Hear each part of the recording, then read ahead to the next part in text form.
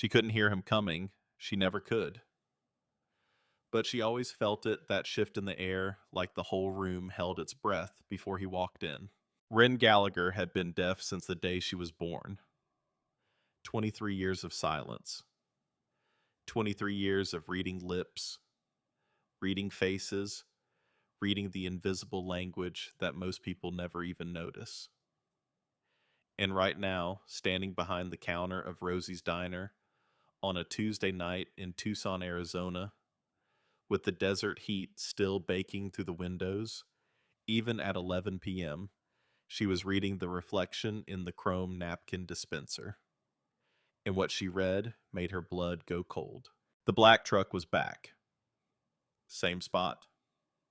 Same angle. Same man behind the wheel parked across the street under the dead cottonwood tree where the street light had been broken for 3 months. Connor Hale. He thought the darkness hit him. It didn't. Not from her. Most people trusted their ears. They heard footsteps, heard engines, heard the click of a lock or the creak of a floorboard, and they felt safe or afraid based on sound. Wren had never had that luxury. She'd learned to see what others only heard: the vibration of boots on tile, the shadow shifting under a door, the way a glass trembled on a table when someone slammed their fist 2 rooms away. She saw the world the way a hunted animal sees it in motion, in stillness, in the spaces between. And right now, the space between her and Connor Hale was exactly 47 feet of asphalt, one plate glass window, and 6 months of running. Rosie's Diner was a small place. 12 tables, a long counter with 8 stools, and a kitchen that smelled like bacon grease and burnt coffee, no matter what time of day it was. The kind of place where the regulars knew your name and the tips were small but honest. Donna Boone owned it.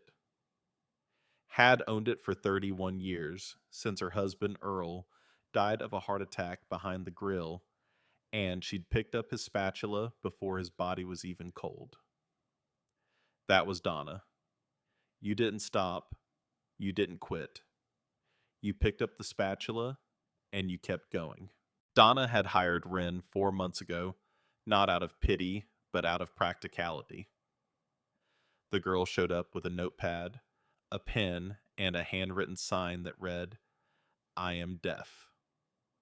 I can read lips. I work harder than anyone you have ever met. Give me 1 week. If I am not the best waitress you have ever had, fire me." Donna had given her the week. Wren had earned the rest. She worked with a small notepad clipped to her apron. Customers pointed at the menu or spoke slowly enough for her to read their lips, and she wrote their orders down in handwriting so neat it looked printed.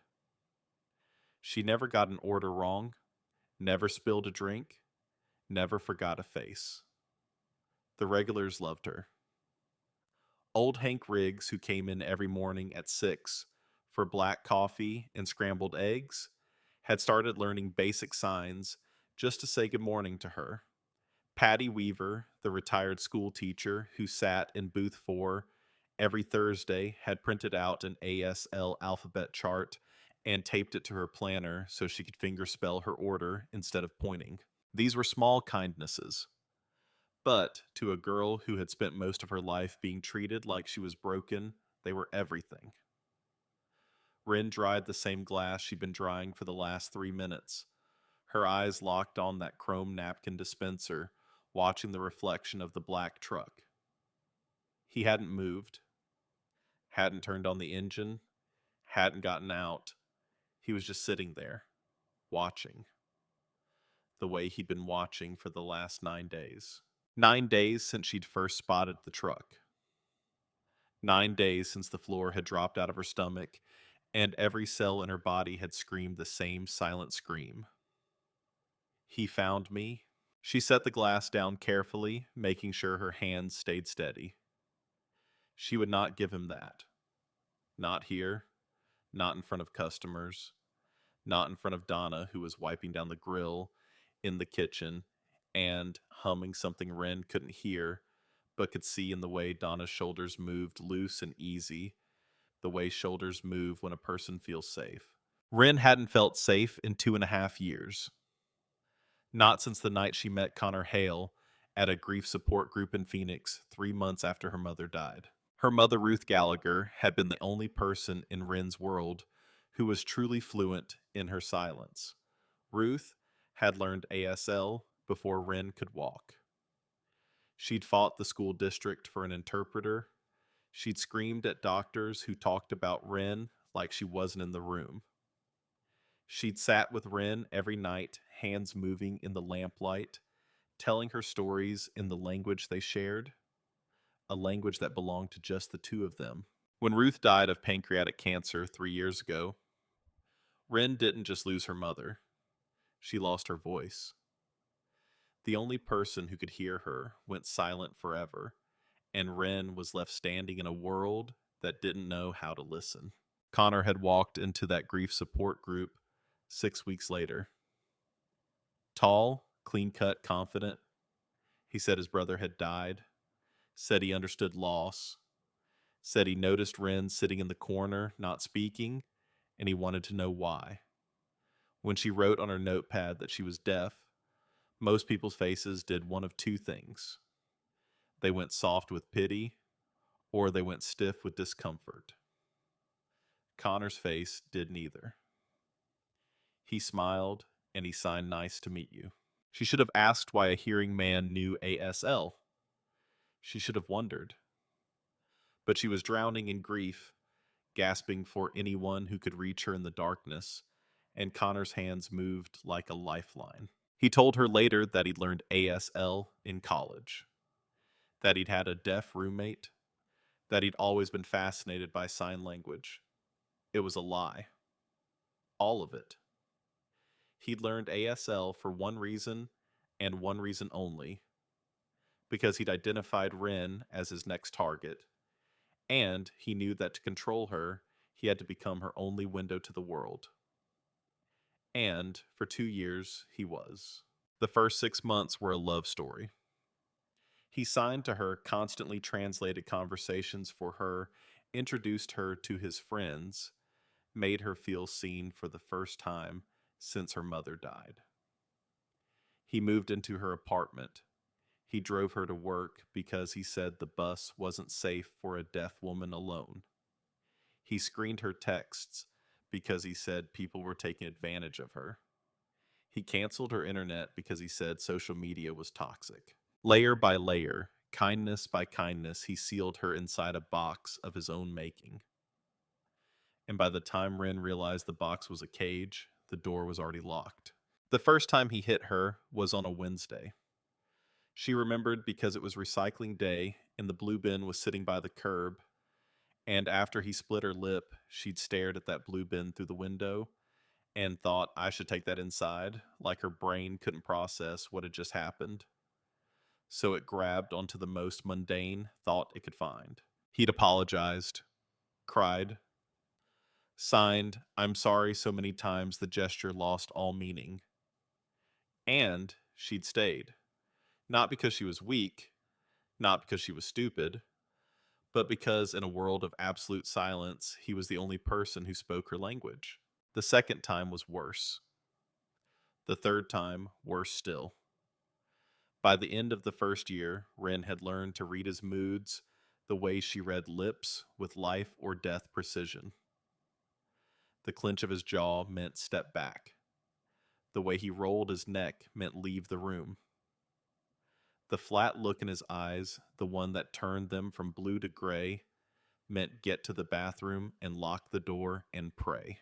She tried to leave 3 times before it stuck. The first time he found her at the bus station. The second time he reported her missing, told the police she was mentally unstable, that she was deaf and confused, and might be a danger to herself. The cops brought her home. One of them told Connor keep a better eye on her, like she was a dog that had slipped its leash. The third time, he broke 2 of her ribs and locked her in the bedroom for 5 days. He brought food twice a day, stood in the doorway and watched her eat, took the plate when she was done, didn't sign a single word the entire time. 5 days of silence, which for Wren was the same as 5 days of absolute nothingness. No communication, no human contact, no language of any kind. It was the closest thing to death she'd ever experienced while still breathing. Connor was a former police officer. He'd been fired from the Phoenix PD 18 months into their relationship, officially for excessive force during an arrest, unofficially because 3 female colleagues had filed harassment complaints. But he still had friends on the force, still had the badge mentality, still knew how to talk to cops in the language cops understood. And that meant Wren couldn't call for help. Not that calling was easy for a deaf woman anyway. She couldn't dial 911 and speak. She had to text. She had to type. She had to explain in written words what was happening while it was happening. And by the time anyone responded, Connor had already cleaned up, calmed down, and put on the face of a concerned partner dealing with his troubled, deaf girlfriend. 6 months ago, she'd finally gotten out. Not through bravery, through luck. Connor had gotten drunk and passed out on the couch, and Wren had taken $200 from his wallet, her mother's silver cross necklace from the jewelry box, and nothing else. She'd walked out the front door at 3 in the morning, walked 6 miles to the Greyhound station, and bought a one-way ticket to Tucson, a 1. She'd picked Tucson because it was far enough to feel safe and small enough to disappear. She'd found the apartment through a bulletin board at a laundromat cash, only no questions asked. She'd found Rosie's Diner by walking every street in a 2-mile radius until she found a help wanted sign. And for 4 months it had worked. 4 months of quiet. 4 months of slowly rebuilding a life from nothing. 4 months of sleeping through the night without waking up to check if the door was locked. Then the black truck appeared. Wren pressed her fingertips against the counter, grounding herself the way her mother had taught her as a child. Feel what is solid. Feel what is real. She pulled out her phone, typed a message to 911. This was how she reported things. A text, not a call. She'd set up the text to 911 service when she'd first arrived in Tucson, one of the few cities in Arizona that supported it. My name is Wren Gallagher. I am deaf. There is a man in a black truck parked outside my workplace at Rosie's Diner on East Speedway. His name is Connor Hale. He is my ex-boyfriend. I have a restraining order filed in Phoenix. He has been watching me for 9 days. I am afraid. She sent it. Then she waited. 12 minutes later, a patrol car pulled into the parking lot. A single officer stepped out. He was young, early 20s, with a square jaw, and the kind of walk that said he'd been on the job less than a year. His nameplate said Barnes. Barnes. The name pulled at something in Wren's memory. Connor had mentioned a Barnes once years ago, a buddy from the academy, someone who owed him a favor. She couldn't be certain it was the same man. But the way he hesitated when she wrote the words, police officer, on her notepad, that professional pause, that courtesy extended not to her, but to the absent man she was reporting, told her everything intuition could tell. Wren met him at the door. She held up her notepad, where she'd already written, I am deaf. I cannot hear you. Please speak slowly so I can read your lips or write your responses. Barnes read it, nodded, then looked across the street. The black truck was gone. Wren's stomach dropped. She turned, stared at the empty space under the dead cottonwood tree. Gone. Like smoke. Like he'd never been there at all. She wrote frantically. He was here, right there. Black Dodge Ram tinted windows. His name is Connor Hale. Barnes was talking. Wren read his lips as fast as she could. Ma'am, I don't see anyone. Do you have the plate number? She didn't. She'd been too afraid to go close enough to read it. She shook her head and wrote, He is my ex. He was a police officer in Phoenix. He was fired. I have a restraining order. Barnes's expression shifted when she wrote police officer. Not suspicion exactly, but a kind of professional hesitation, the way cops look when you tell them the threat is one of their own. He spoke again, and she read his lips. I'll run the name. If he shows up again, call us. Do you have somewhere safe to stay tonight? Wren stared at him. Somewhere safe? She wanted to grab him by the shoulders and shake him and scream, in whatever broken sound her voice could make, that nowhere was safe, that Connor always came back, that restraining orders were just paper and paper doesn't stop fists. Instead, she wrote, yes. I will be fine. Thank you. Barnes left. The patrol car pulled away, and Wren stood in the doorway of Rosie's diner alone, holding a notepad full of words that hadn't saved her feeling the heat of the Arizona night press against her skin like a hand. Donna appeared behind her, touched her shoulder. Wren flinched so hard she knocked over the tip jar. Donna's face was full of concern. She spoke slowly the way she always did, enunciating each word so Wren could read her. You okay, honey? Wren nodded, forced a smile. Fine, just tired. Donna didn't believe her. Wren could see it in the way Donna's eyes moved to the parking lot and back. But Donna was from a generation that didn't push. She squeezed Wren's arm and went back to the kitchen. Wren picked up the tip jar. $7.32. Not enough to run again. Not enough to do anything except survive another day. The door opened. The rumble hit the floor first. Wren felt it through her shoes, a deep vibration that traveled up through the tile and into her bones. She knew what motorcycles felt like, even though she'd never heard one. They shook the earth in a way that was different from trucks or buses. Trucks were heavy and flat. Buses were low and grinding. Motorcycles were sharp, rhythmic, alive. 4 of them. She counted the vibrations. 4 engines cutting out one by one as the bikes parked in front of the diner. The door opened, and they came in like a wall of leather and ink. 4 men, each one bigger than the last, wearing cuts, those sleeveless leather vests covered in patches and insignia that most people in Tucson knew to stay away from. The man in front was the biggest. Not tallest, that was the one behind him. A lean black man with forearms like bridge cables. But the biggest in terms of presence. He was maybe 6'1", 220, with a shaved head and a beard going gray at the edges. His arms were covered in tattoos that disappeared under his vest and reappeared at his knuckles. His face looked like it had been carved from the same sandstone as the desert outside, hard-weathered patient. His vest said stone on the front. The patch on the back said something Wren could read even from across the room.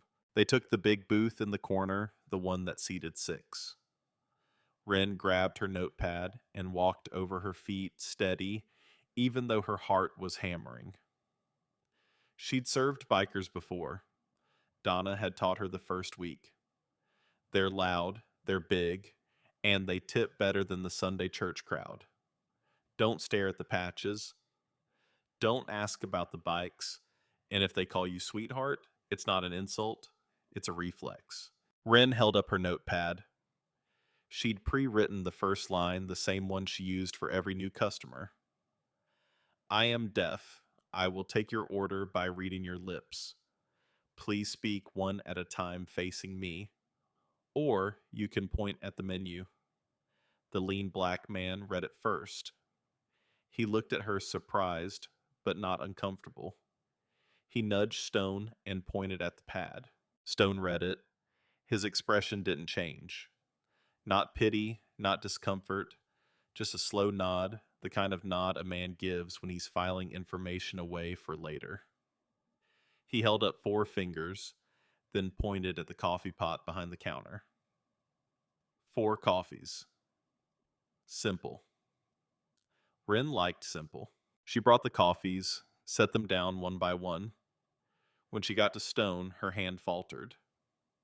Not because of the bikers, because through the window behind them she could see the dead cottonwood tree, and under it the black truck had returned. Connor was back. The coffee cup rattled against the saucer. Rin tried to steady it, but her whole arm was betraying her now, and the cup slipped and hit the table, and coffee sloshed across the surface and onto Stone's hand. She grabbed napkins immediately, wiping the table, wiping his hand, her face burning with humiliation and fear. She looked up to read his lips, expecting irritation or anger the way Connor's face would have looked if she'd spilled something. But Stone wasn't angry. He was looking at her hands, at the way they shook. Then his eyes moved past her through the window to the black truck. He looked back at Ren, and something in his face changed. It was subtle, a tightening around the eyes, a stillness in the jaw, the kind of shift that only someone trained to read faces would notice. Ren noticed. He knew. She didn't know how, but he knew. Maybe he recognized the look. Maybe he'd seen it before, that specific frequency of fear that comes from being hunted by someone who is supposed to love you. Ren finished wiping the table. She stepped back, ready to retreat to the counter to put distance between herself and everyone the way she always did when the fear got too big. And then she signed without thinking. Her hands moved before her brain could stop them, the way your mouth might say, ouch, before you decide to speak. She signed, thank you. I'm sorry. She regretted it instantly. Most people didn't know ASL. Most people would just stare at her hands and look confused, and the moment would be awkward, and she'd have to write it down anyway. Stone signed back, you're welcome. No need to be sorry. His signs were perfect. Not the clumsy finger spelling of someone who'd learned the alphabet from a chart. Full, fluent, natural ASL with the kind of flow that only comes from years of use. Ren's hands dropped to her sides. She stared at him. In 23 years, she had met exactly 4 people who could sign fluently.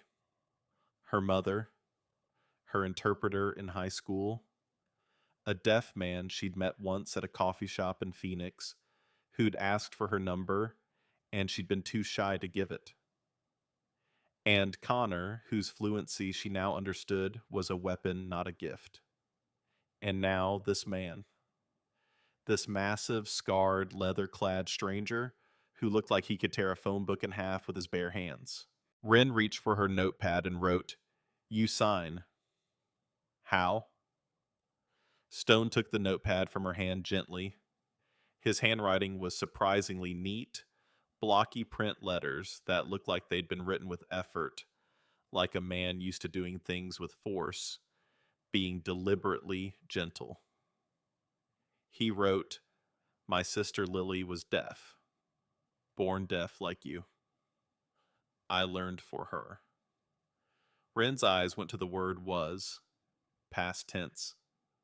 Her chest clenched. She wrote, "Where is she now?" Stone looked at the notepad for a long time. Then he just shook his head. Slow. Heavy. The kind of head shake that carries the weight of something that will never heal. Ren didn't push. She understood silence better than anyone. She understood the things that lived in the spaces between words, the things too big and too broken to be spoken or signed. She went back to the counter. She went back. For the next 20 minutes, she refilled their coffees and brought them pie, apple for two of them, cherry for the lean man called Preach, and nothing for the one called Tiny, who said he was watching his figure, which made the others laugh in a way that Wren could feel through the floor. She kept her back to the window. She didn't want to see the truck, didn't want to know if Connor was still there. If she didn't look, she could pretend. Pretending was a survival skill she'd perfected. But Stone was looking. She could see his eyes moving to the window every few minutes, tracking the truck the way a man tracks a threat. He didn't say anything to the others, not yet. He was watching, waiting, reading the situation the way Wren read lips, with patience and precision. At 11:45, the door opened again. Wren felt the vibration of the door, but she was facing the kitchen pass through and didn't turn around. Then the air changed. That molecular rearrangement of a room when something dangerous enters it. She turned. Connor Hale stood just inside the door, 6 feet tall, 185, wearing a clean button down shirt and khakis, looking like a man who'd just come from a PTA meeting or a business dinner.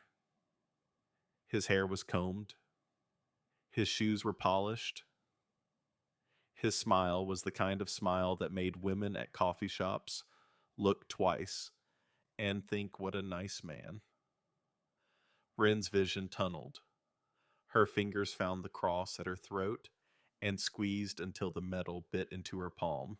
Connor walked to the counter, calm, casual, and sat down on the stool closest to the register, 3 feet from where Wren was standing. He picked up a menu and pretended to read it. Then he looked at her.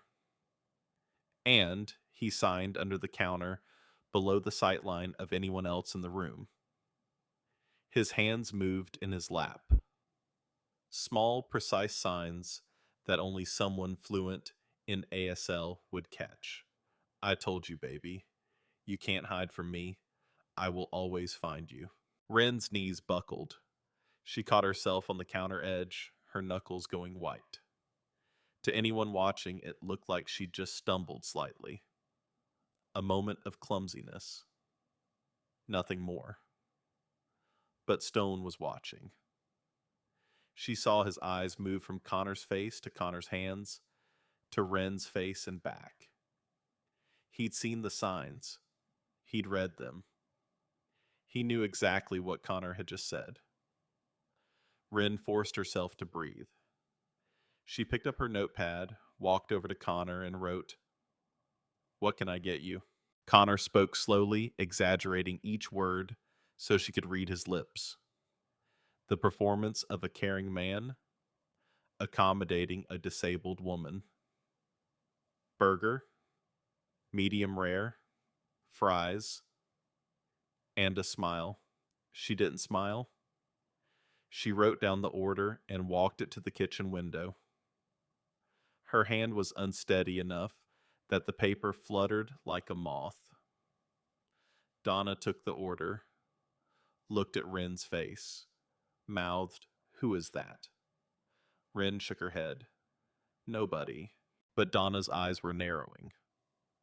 Donna Boone had survived 31 years running a diner on East Speedway. She knew trouble the way she knew the smell of burning oil fast and without doubt. Wren went back to the counter, poured water, set it down in front of Connor without looking at him. But she could feel him looking at her. That specific weight of being watched by someone who believes they own you. Connor's hand moved again under the counter. Signing. "You look good. New haircut. I like this town. Small, quiet. Nobody to help you here."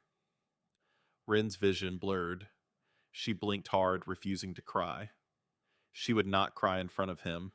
She would not give him that. Then something happened that she didn't expect. The coffee pot she was holding was suddenly not in her hand.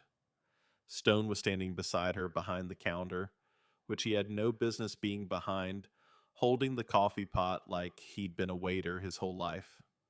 He poured Connor a cup of coffee with one hand. Then he set the pot down and signed to Wren openly above the counter, where everyone could see. Go to the kitchen. I will handle this. Connor's eyes locked onto Stone's hands. His face went still. The smile disappeared. He looked at Stone's vest, at the patches at the size of the man standing 3 feet from him, and something passed across his face that Wren had never seen before. Uncertainty. Connor stood up. He left a $20 bill on the counter. He spoke, and Wren read his lips, even from the kitchen doorway where she was now standing. Keep the change. Great service. He walked out. The door closed behind him. Through the window, Wren watched him cross the street, get into the black truck, and drive away. Her knees gave out. She slid down the kitchen wall until she was sitting on the floor, her back against the grease-stained wallpaper, her arms wrapped around herself. Stone appeared in the kitchen doorway. He didn't come in, didn't crowd her. He just stood there, this massive man with scarred hands and gentle eyes, and he signed, "He is gone. You are safe right now.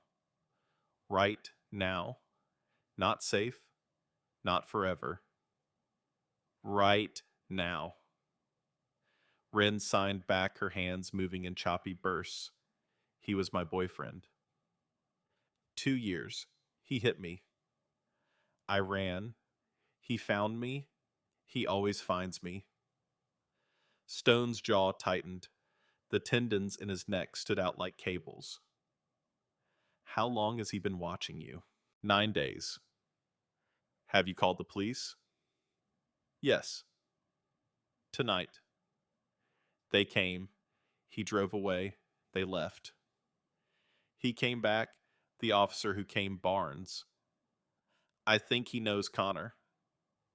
I think Connor has friends who make sure nothing happens when I call. Stone's expression hardened into something that looked like stone earning its name. He signed my sister, Lily. Her boyfriend beat her for 3 years. She called the police 11 times. 11. They never did enough. She tried to leave twice. The third time she tried, he killed her.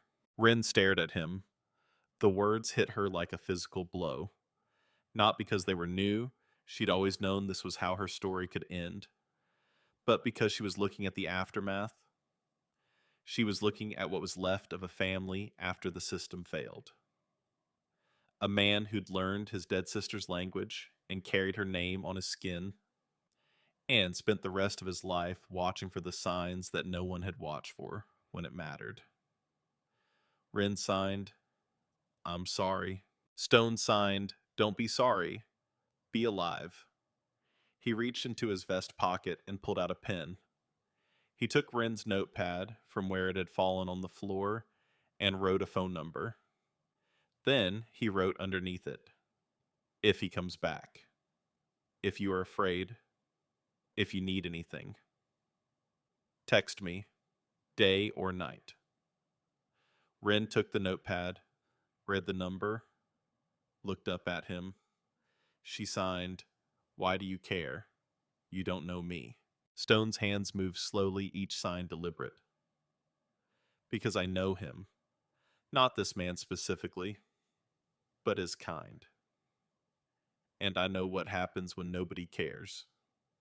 He turned and walked back to the booth where the others were watching with expression that ranged from confused to ready for war. Stone said something to them. Wren couldn't read his lips from that angle, and then they all looked at her. 4 massive men looking at a 23-year-old deaf girl sitting on a diner kitchen floor. Tiny raised his coffee cup in her direction, a salute. a "we see you." Preach bowed his head slightly, the gesture of a man who'd served 2 tours in Iraq and understood something about enemies you couldn't see. Knuckles cracked his knuckles, which Wren registered as a low vibration through the tile. Not a threat, a promise. They stayed until closing. Every single one of them. They nursed their coffees and ate their pie and took up the big booth like a wall of leather and purpose. And when Wren turned off the open sign at midnight, they walked her to her bicycle. Yes, her bicycle. She couldn't afford a car. She rode 6 blocks to work and 6 blocks home in the dark in the Arizona heat, with nothing between her and the world except 2 wheels and a prayer. Stone looked at the bicycle, looked at Wren. His expression said everything his hands didn't need to. He signed, "I'm driving you home." She shook her head. "I'm fine. You are not fine. And that truck is somewhere in this city." She wanted to argue. She wanted to be strong and independent and prove that she didn't need anyone because needing people was how Connor had trapped her in the first place. But she was so tired. So deeply, cellularly tired. The kind of tired that lives in your marrow. She nodded. Stone loaded her bicycle into the back of his truck, an old Ford that smelled like motor oil and cigarettes.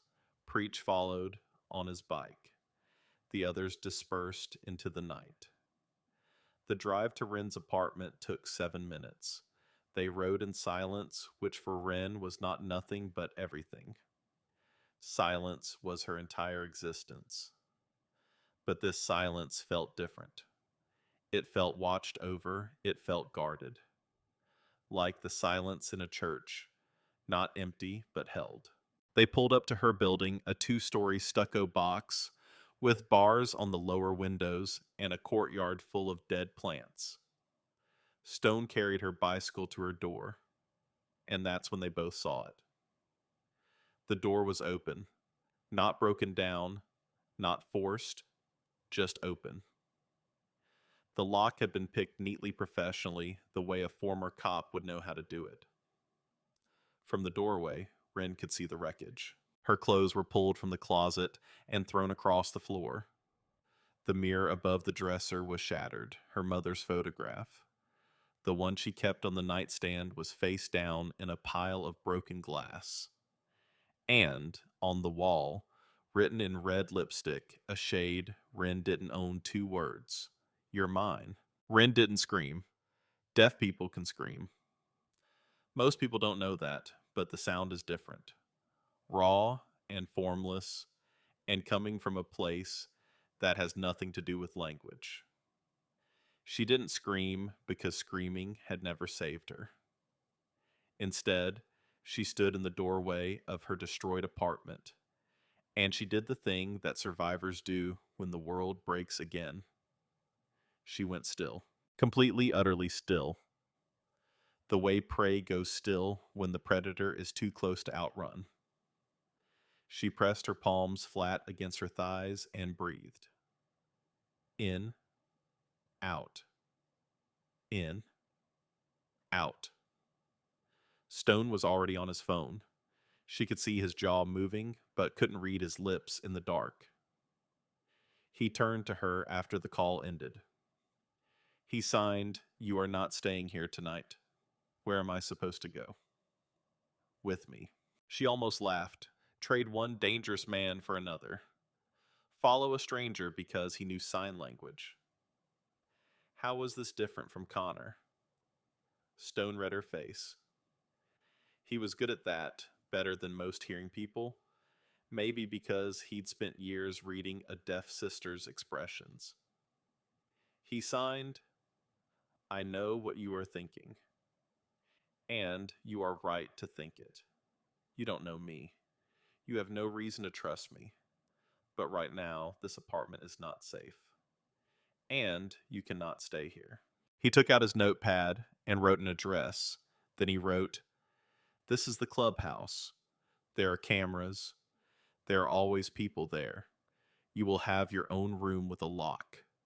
If at any point you want to leave, I will drive you wherever you want to go. No questions. Wren looked at the address, then at her destroyed apartment, then at the words on the wall, "You're mine," written in a color that looked like blood. She picked up two things from the wreckage: her mother's photograph brushing off the broken glass, and a small leather journal she kept under the mattress, the one she wrote in every night, the only conversation she had. Then she followed Stone out the door. At the clubhouse, things did not go smoothly. The building was a converted warehouse on the south side of Tucson, cinder block walls, steel doors, a parking lot full of Harleys, and the smell of exhaust and old beer. A sign above the door read, "No solicitors, no cops, no excuses."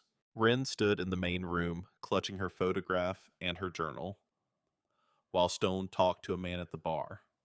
This man was older, early 50s, with a face like leather and eyes like flint. His vest said Viper. The way everyone else in the room moved around him told Wren everything she needed to know about who was in charge. She couldn't read their lips fully from this distance, but she caught fragments. Stone saying she needs help. Viper saying not our problem.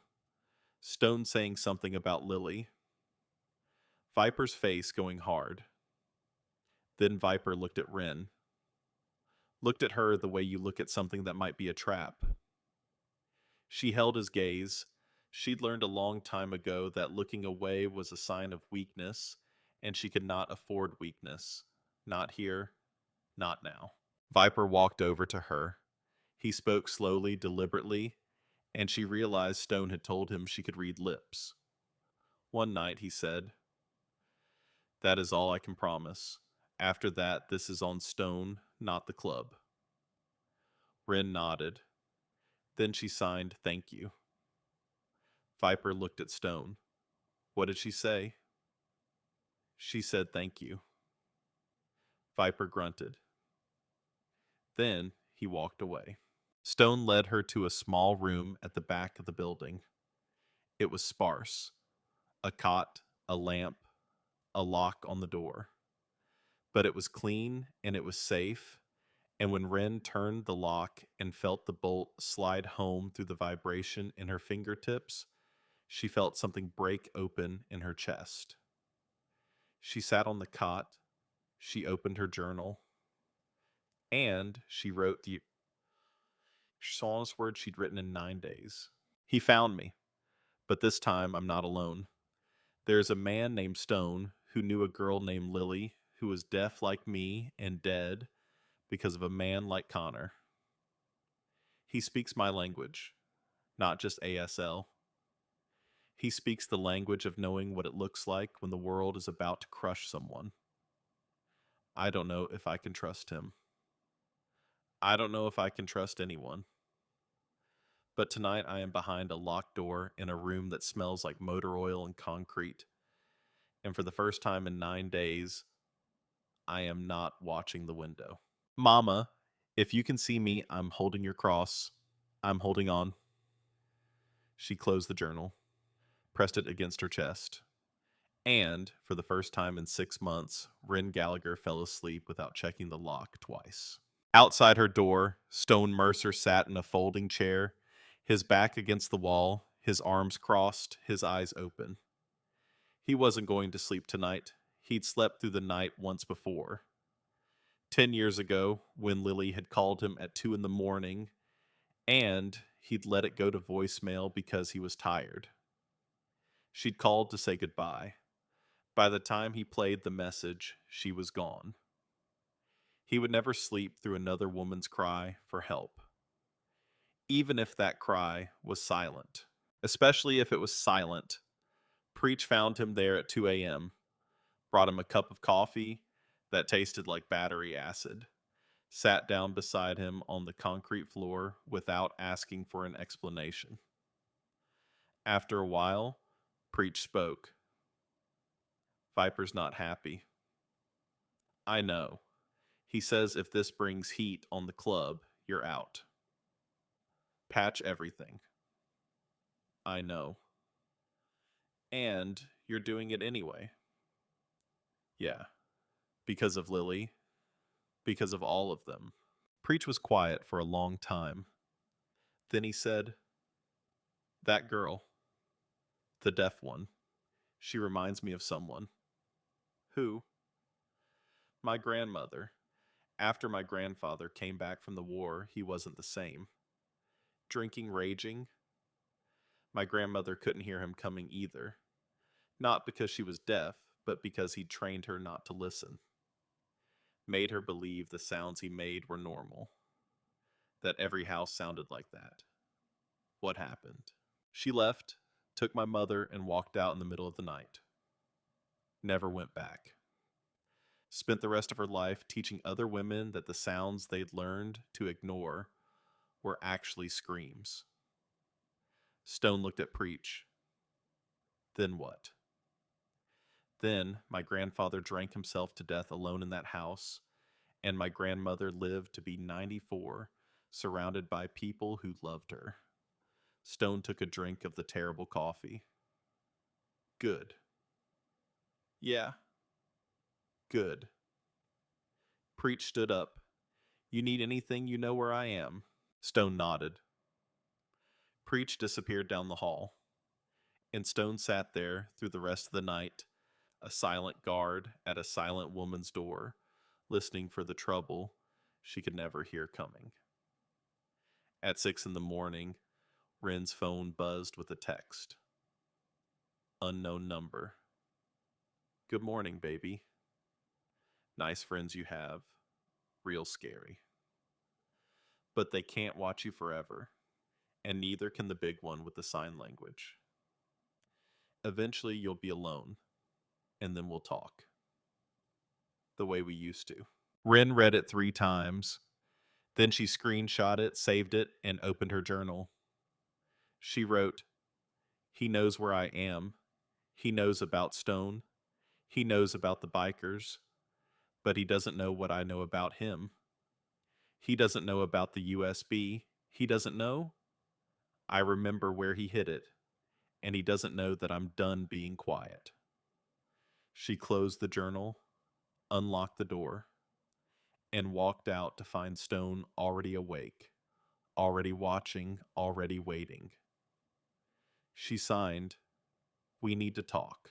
Stone signed back, I'm listening. Ren took a breath and began. She told him everything, sitting at a metal table in the clubhouse kitchen with morning light, cutting through a window that hadn't been cleaned in years. Ren Gallagher laid out the map of her captivity in signs and scribbled notes, and the kind of steady precision that comes from someone who has rehearsed their escape 1,000 times in their head. The USB. That was the word she kept coming back to. Her hands shaped the letters slowly, deliberately, like she was placing them on the table between them one by one. Connor had shown it to her once early in their relationship, back when he still thought of her as an audience for his ego rather than a prisoner. He'd been drinking bourbon 3 glasses deep, sitting at his desk in the apartment they shared in Phoenix. He'd held up the small black drive between his thumb and forefinger, and grinned the way men grin when they believe they are untouchable. Insurance, he'd called it. His lips had formed the word with exaggerated clarity, making sure she understood. Every dirty cop in the precinct, every favor, every cover-up. Every time they looked the other way for one of their own. It is all on here. Nobody touches me as long as I have this. Nobody. Ren had filed that information away the way she filed everything silently, precisely in the archive of a mind that had learned to observe because observation was survival. She hadn't understood the full significance at the time, but now 6 months and 200 miles later, She understood exactly what that USB meant. Connor's shield wasn't his badge. He didn't have a badge anymore. His shield was that drive. It was the reason Officer Barnes had been slow to respond. The reason her restraining order in Phoenix had been filed and then seemingly forgotten. The reason Connor moved through the system like a man walking between raindrops. He had leverage over the people who were supposed to protect women like Wren, and as long as that leverage existed, no amount of calling for help would matter. Stone listened without moving. His coffee sat untouched, going cold. When Wren finished, he picked up the pen she'd been using and wrote one word on the notepad between them. Where? Wren wrote back. His house in Phoenix? Bedroom closet? Top shelf inside a shoebox. Black Nike box. He never moved it. He thought I didn't know about it. He thought I was too stupid or too deaf to understand what he was showing me. Stone studied her face. Then he signed, "You want to go back there?" It wasn't a question. He'd read it in her posture, in the way her jaw was set, in the forward lean of her shoulders. This wasn't a woman reporting information. This was a woman presenting a battle plan. Wren signed, "I know the alarm code. I know the layout. I know which floorboards creak and which ones don't. I lived in that house for 2 years. I moved through it in silence every single day of my life." Stone's hand stayed still for a long time. Then he signed, "It is too dangerous." Wren's eyes went hard. She signed, "I spent 2 years being his victim. I spent 6 months being his prey. I am done being something that happens to. I want to be the one who happens to him." Stone looked at her, really looked at her the way you look at someone when you're calculating everything you thought you knew about them. This girl, this 23-year-old deaf waitress who weighed maybe 120 pounds soaking wet, was sitting across from a man twice her size in the headquarters of one of the most feared motorcycle clubs in the state, and she was telling him she wanted to break into her abuser's house. And the hell of it was, her plan made sense. Wren Gallagher had spent her entire life moving in silence. Not by choice, but by design. She didn't make noise when she walked, because she'd never heard her own footsteps, never developed the unconscious heaviness that hearing people carry. She didn't bump into things in the dark, because she'd learned to navigate by touch and vibration and spatial memory. She was, in the most literal sense, a ghost. A woman who could move through a house without disturbing a single molecule of air. Connor would never expect it. He still saw her as the trembling girl who flinched when he raised his hand. He had no idea that the same silence he'd used to imprison her had also trained her to be invisible. Stone leaned back in his chair. The metal groaned under his weight. He signed, "I will not let you go alone." Wren signed, "I don't need you inside the house. I need you outside. Watching. If something goes wrong, I need someone who knows where I am. And if he comes home while you are in there, then I leave the way I came in. Through the back. I have done it before. I left that house at 3 in the morning without waking him up. I can do it again." Stone was quiet for a long time. He turned his coffee cup in his hands, round and round, a man weighing risk against inaction, fear against fury. Finally, he signed, "We need to know when he is not home. We need someone watching him." Wren almost smiled. It was the first time her face had done anything close to a smile in 9 days. He signed, "I will call Tiny. He will follow Connor. When Connor is out of the house, Tiny texts us. We go in. You get the USB, we get out. 10 minutes maximum. Wren nodded. Then she signed one more thing. There is something else I want to look for while I am in there. What? When Connor and I were together, I found a locked drawer in his desk. He told me it was work files from the precinct, old cases. He said I wouldn't understand them. But the way his lips moved tight, controlled like he was choosing each word with pliers, he was lying. He always touched his ear when he lied. A small tug on his left earlobe. Most people wouldn't notice. I noticed everything. Stone wrote on the notepad, "You think there is something in that drawer?" Wren wrote back, "I think there is something in that drawer that he doesn't want anyone to find. And I think it is not about old cases." They spent the rest of the morning planning. Stone called Tiny, who complained loudly enough that Wren could feel the vibration of his voice through Stone's phone pressed against the metal table. But Tiny agreed. He always agreed. Beneath the complaints and the profanity was a man who'd grown up watching his mother get hit and had spent the rest of his life making sure it never happened to anyone else within arm's reach. Preach arrived at noon with sandwiches and a skeptical expression. Stone explained the plan.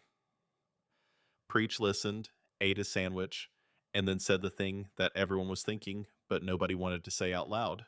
Preach walked over and spoke directly to Wren, slowly and clearly. "If we find something in that house that is evidence of a crime, we cannot take it to the police and say, 'Here you go.' They will ask how we got it. And when we tell them we broke in, everything we found becomes inadmissible. You understand that?"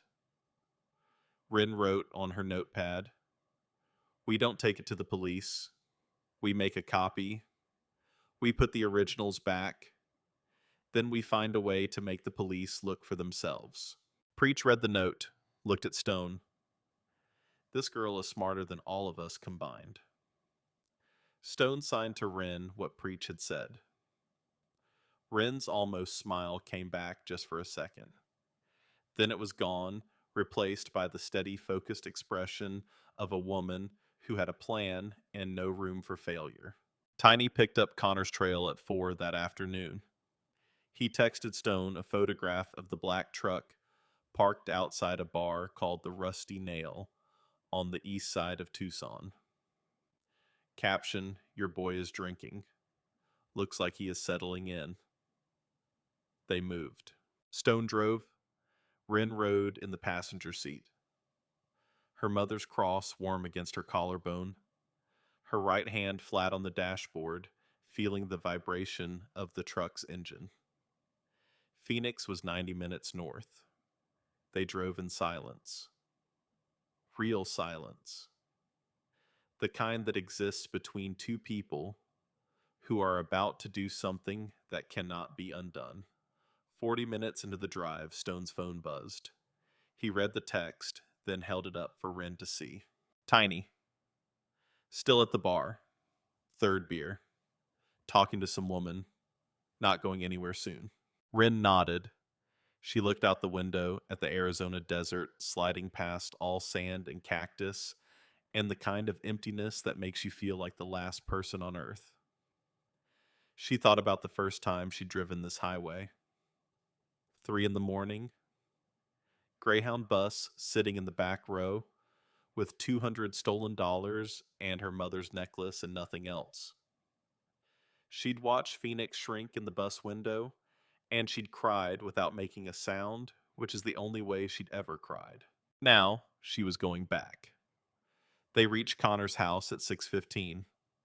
It was in a neighborhood called Maryvale, on the west side of Phoenix, the kind of neighborhood that used to be working class and was now just struggling. Small stucco houses with iron bars on the windows and chain link fences and cars parked on lawns. Connor's house was beige, single story. A dead yard with a concrete bird bath that had never held water. Stone parked 3 blocks away on a side street behind a taco truck that was closed for the night. He turned off the engine and looked at Wren. He signed. You sure? She signed. I have never been more sure of anything. He signed. 10 minutes. I will be right here. If you need help, flash your phone light 3 times through the front window. I will come in. Wren squeezed his forearm once, brief and firm. Then she let go, opened the door, and walked into the evening heat. She went around the block and approached from the alley behind the house. The back gate was the same cheap chain link it had always been. She opened it without a sound, stepped into the yard she'd tended for 2 years, the yard where she'd planted tomatoes that Connor had ripped out because he said they attracted bugs, the yard where she'd sat on the back step reading novels, because reading was the one pleasure Connor couldn't take from her since he couldn't control what happened inside her head. The back door. She knew the alarm code 7703, Connor's badge number from the precinct. She'd watched him punch it 1,000 times. The keypad was on the wall just inside the door, and she had 15 seconds to enter the code before the alarm triggered. She tried the handle, locked. But above the door frame, in the small gap between the frame and the stucco, there was a spare key. Connor kept it there because he locked himself out twice in the first month they'd lived together, and he'd raged about it for an hour.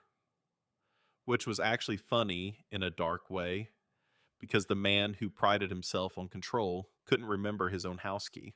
The key was still there. Wren pulled it out, unlocked the door, stepped inside, and punched the alarm code in 4 seconds flat. The house was dark. It smelled like Connor, that mix of cologne and beer, and something underneath both, something sour, something wrong. The smell of a man rotting from the inside. Wren moved through the kitchen without pausing. She knew this house the way a prisoner knows their cell, every crack, every corner, every shadow. The tile was cold under her shoes. The refrigerator hummed in a frequency she could feel in her chest, but never hear. Down the hallway, past the bathroom where she'd locked herself so many times the lock had worn smooth.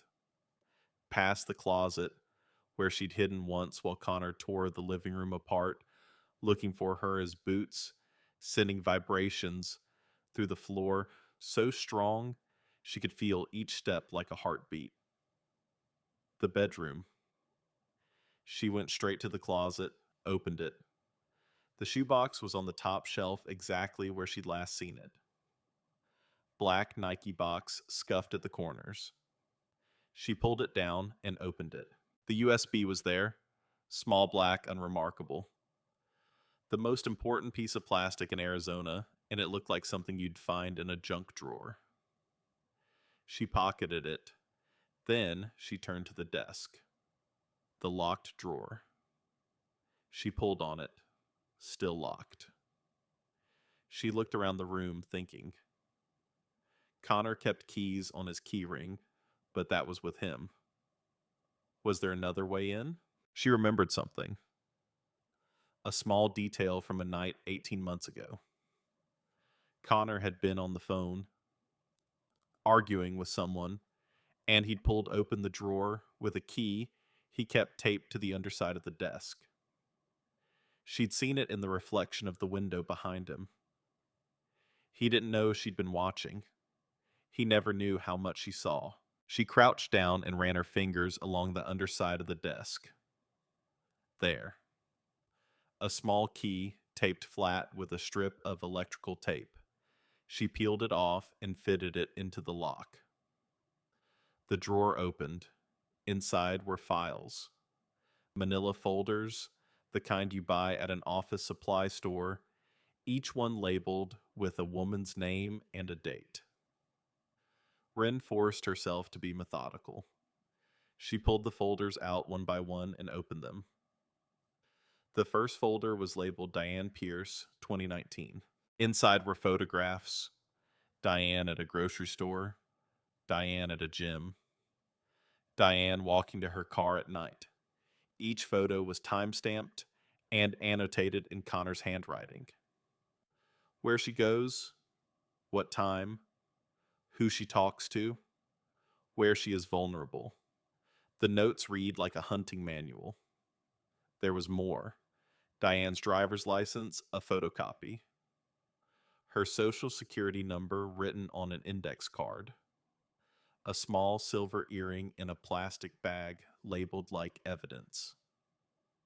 Wren's blood went cold. The second folder, Megan Slater, 2020. Same pattern. Surveillance photos, personal information. A necklace charm in a plastic bag. The third folder. Kelly Donovan, 2021. Same. A hair clip. Wren leaned against the desk and breathed through her nose slow and measured the way she did when Connor used to hit her, and she had to stay conscious. Stay present. Don't pass out. Not here. Not now. 3 women. 3 files. 3 collections of personal items kept like souvenirs, like trophies. There was a 4th folder at the bottom of the drawer. It was thicker than the others. Wren pulled it out and opened it. Her own name stared back at her. Wren Gallagher, 2022. Inside was everything.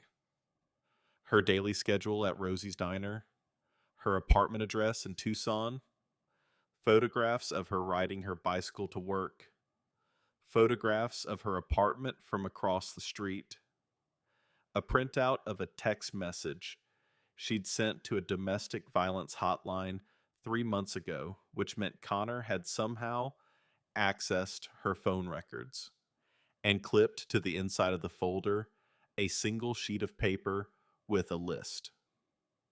It was a checklist. Typed, formatted, organized. Like a project plan. Isolate from support system. Check. Control communication. Check. Establish dependency. Check. Neutralize law enforcement response.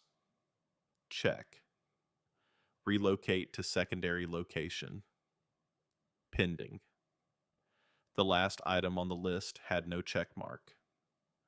Wren read it 3 times, her body going colder with each pass. Final resolution. She didn't know what that meant. She didn't want to know what that meant. But a part of her, the part that had survived 2 years with this man, the part that had learned to read his eyes the way sailors read storms, that part knew exactly what it meant. She photographed every page of every folder with her phone, every photo, every note, every time-stamped entry. Some of the photos came out blurred from the tension in her wrists, and she had to retake them. But she got them all. Then she put everything back, locked the drawer, taped the key back under the desk. She checked the time. She'd been inside for 8 minutes. She had 2 minutes left. She moved back through the hallway, back through the kitchen. She was 3 steps from the back door when her phone buzzed. Tiny. He left the bar. He is driving. I lost him in traffic. Get out now. Wren lunged for the back door, pulled it open, and stepped into the yard. And her phone slipped from her grip and hit the concrete step with a crack that she felt through the soles of her feet but could not hear. She looked down. The screen was shattered, spiderwebbed from corner to corner, but it was still on, still showing Tiny's message. She grabbed it and ran through the yard, through the gate, down the alley. She was halfway down the block when headlights swept across the street ahead of her. A car turning onto Connors Street. She pressed herself against a concrete wall and held still. The car passed, not the black truck. An old sedan with a woman driving. Wren exhaled and kept moving fast, sweat running down her back. She reached Stone's truck and threw herself into the passenger seat. She was breathing so hard she could feel her lungs hitting her ribs. Stone looked at her face, and started the engine without a word. They were on the highway heading south before Wren's hands were steady enough to sign. She held up the USB drive between her fingers. Got it. Stone glanced at the drive, then back at the road. Then he signed one handed, keeping his left on the wheel. What else? Wren pulled out her phone and held it up so he could see the photographs. He glanced at the first image, a folder labeled with a woman's name, and his jaw tightened so hard she could see the muscle jumping. She swiped through the photos one by one, holding them up for him at red lights and straightaways. She watched his face change with each image. When she got to the checklist to the words, Final Resolution, Stone pulled the truck over to the shoulder of the highway and stopped. He sat there with both hands on the wheel, not moving. The highway traffic roared past them, a vibration that Wren felt in her entire body. Then he turned to her and signed, How many women? 3, plus me. Where are they? I don't know. The folders have addresses, but they could be old. Connor has been tracking these women for years. I don't know if they're alive. Stone's face did something Wren had never seen before. Not anger, not sadness. Something deeper. Something that looked like a man standing at the edge of a cliff and deciding whether to jump or build a bridge. He signed, We find them. They drove back to Tucson in silence. At the clubhouse, Stone plugged the USB into a laptop that looked like it had survived a war. The files took 20 minutes to decrypt, during which Wren sat on the cot in her room and stared at the photographs on her cracked phone screen. 3 women. 3 lives mapped out in folders like prey animals. Were they alive? Had Connor escalated beyond surveillance and control? Had he done to them what his checklist suggested he planned to do to Wren? She thought about Diane Pierce. The first folder. 2019. 3 years ago. If Connor had been doing this for 3 years, if he'd been selecting women, isolating them, tracking them, that was not a man losing his temper. That was a man following a system. Stone knocked on her door, 2 sharp raps she felt through the frame. She opened it. His face was grim. He signed the USB. It is everything he said it was. Names of officers who covered up complaints, evidence of falsified reports, records of favors traded. If this goes public, half a dozen police careers are over. Wren signed. That is why no one helps when I call. They can't help. He owns them. Stone nodded. Then he signed, I made a copy. The original is in the safe. Tomorrow, I'm giving the copy to someone I trust. Who? A detective named Mara Keller. She works cold cases. She has been trying to investigate corruption in the department for years, but could never get evidence. She is not connected to Connor's network. She is clean. How do you know? Because she investigated my sister's murder. She was the only one who tried. The case went cold because the evidence disappeared. Now I know why. Wren stared at him. Your sister's boyfriend. Was he connected to the same precinct? Stone's hands moved stiffly. He signed, yeah. He was a cop. A patrol officer named Dale Whitmore. He killed Lily and walked away because his friends on the force made the evidence vanish. He overdosed 2 years later. Some people said it was guilt. I say it was not enough. Wren felt the floor shifting beneath her. Not literally. But the shape of the story was changing. This was bigger than Connor. Bigger than her. This was a system that protected men who hurt women and Connor's USB was the key to cracking it open. She signed, "What about the three women?" Diane, Megan, Kelly. We have to find them. Stone signed, "I know. We start with Diane. She is the oldest case. If she is still alive, she might know things about Connor that we need." They found Diane Pierce's last known address from the file, an apartment complex in Flagstaff, 2.5 hours north. Stone called Preach and asked him to make the drive. Preach called back 4 hours later. Stone put the phone on speaker and held it near the speech to text app he downloaded sometime in the last 24 hours without telling Wren. She found the gesture so quietly kind that her chest ached. Preach's voice translated to text on the screen read, "She is alive," using a different name, Sarah Beckett. "She is terrified. When I mentioned Connor's name, she almost passed out. But she talked to me. Stone, this guy has been stalking her for 3 years. She filed reports. Nothing happened. She moved twice.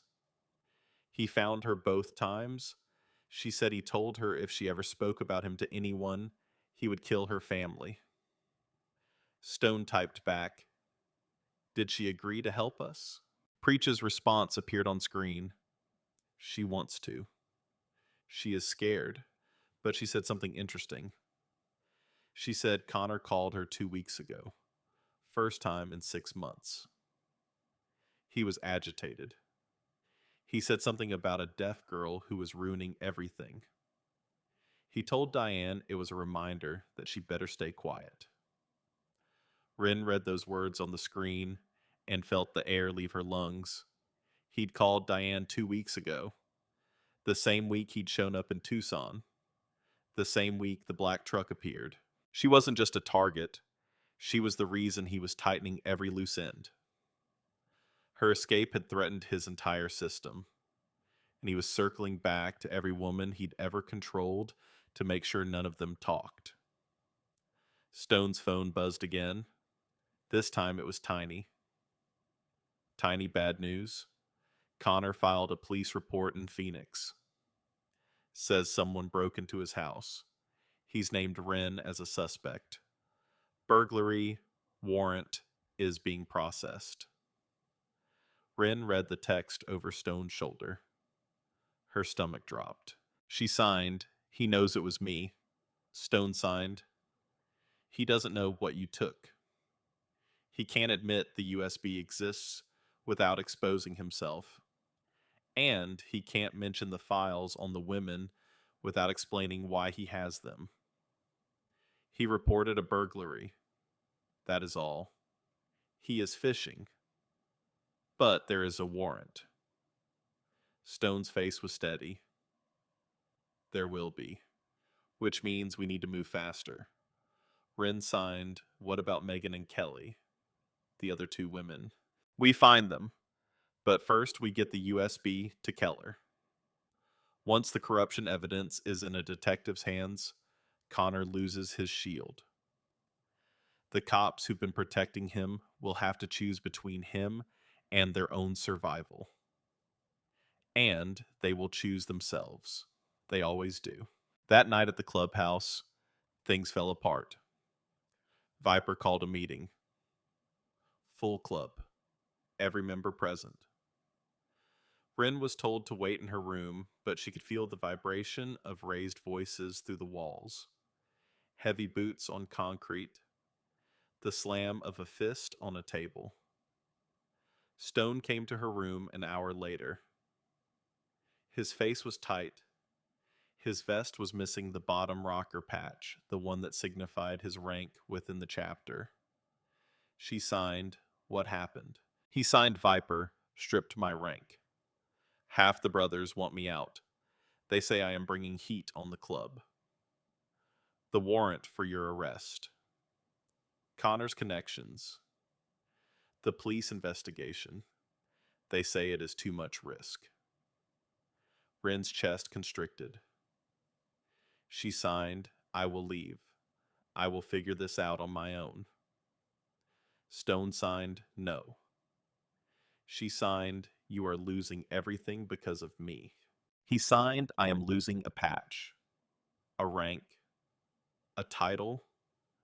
Those are things. My sister lost her life. That is not a thing. That is everything. I will trade every patch on every vest in this building if it means one more woman walks away alive. Wren stared at him. This man was standing in front of her with his rank stripped and his brothers turning against him and his future in the only family he'd ever known hanging by a thread, and he was choosing her. Not because she was special, not because she was beautiful, but because she was Lily. She was every woman who'd ever made a signal that nobody saw, and Stone had spent 10 years making sure he never missed one again. The meeting with Keller happened the next morning at a diner in South Tucson, neutral ground, public safe. Detective Mara Keller was already there when they arrived, sitting in a corner booth with a cup of black coffee and the kind of posture that said she'd been carrying heavy things for a long time and was tired of it, but not ready to put them down. She was in her late 40s, blonde hair going gray, no makeup, no wedding ring. Her eyes were sharp and blue and deeply, permanently suspicious. She stood when Stone walked in and shook his hand like a man firm, brief, no performance. Then she saw Wren. Her eyes moved from the girl's face to Stone's face and back, reading the dynamic, assessing, calculating. Stone introduced Wren, told Keller she was deaf, told Keller he'd be interpreting through sign language. Keller nodded and sat down and looked directly at Wren when she spoke, which told Wren that this woman had dealt with deaf witnesses before and knew the protocol. Keller spoke slowly and clearly. Tell me what you have. Wren's hands began to move. Stone translated aloud. It took 45 minutes. The USB, the folders, the surveillance photos, the checklist, the 3 women, Connor's history, the police connections, everything. Keller listened without interrupting. She took notes in a small notebook, her handwriting tight and controlled. When Wren got to the checklist, to the words, final resolution, Keller's pen stopped moving. She looked up. Her face hadn't changed, but something behind her eyes had gone very still. She spoke to Stone, but kept her eyes on Wren. This checklist, you photographed it. Stone translated. Wren nodded and handed over her cracked phone with the photos. Keller scrolled through them. Her jaw tightened. Then she set the phone down and spoke directly to Wren again. You broke into his house to get this. Stone translated. Wren signed, yes. I should tell you that anything obtained through illegal entry is inadmissible in court. Wren signed, I know. That is why I put everything back. I only took photographs and the USB. The originals are still in his house. If you get a warrant, you will find them exactly where I found them. Keller's mouth twitched. Not quite a smile, but close. She spoke. That is a very careful distinction. Stone translated. Wren signed, I have had a lot of time to think carefully. 2 years of being locked in a house will do that. Keller leaned back. She was quiet for a long moment. Then she spoke. I have been trying to investigate corruption in the Phoenix PD for 6 years.